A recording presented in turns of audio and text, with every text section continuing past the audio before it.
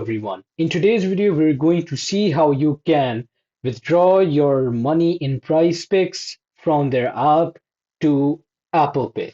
So the problem is that on their frequently asked questions page, they have explicitly written that withdrawals can only be made using an approved payment method.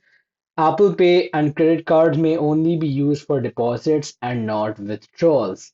So you can deposit from Apple Pay, but you cannot withdraw from Apple Pay. So for this, what you can do is the only workaround in this case can be that first of all, you use Price Picks and then you withdraw in another approved payment method.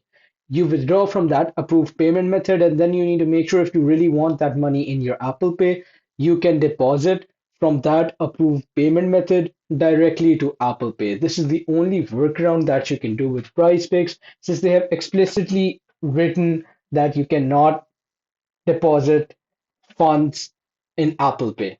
You cannot work around it and you cannot do anything that harms your PrizePicks account. So the only workaround will be, first of all, withdrawing the amount in an approved payment method. And from there, you can transfer that money in Apple Pay.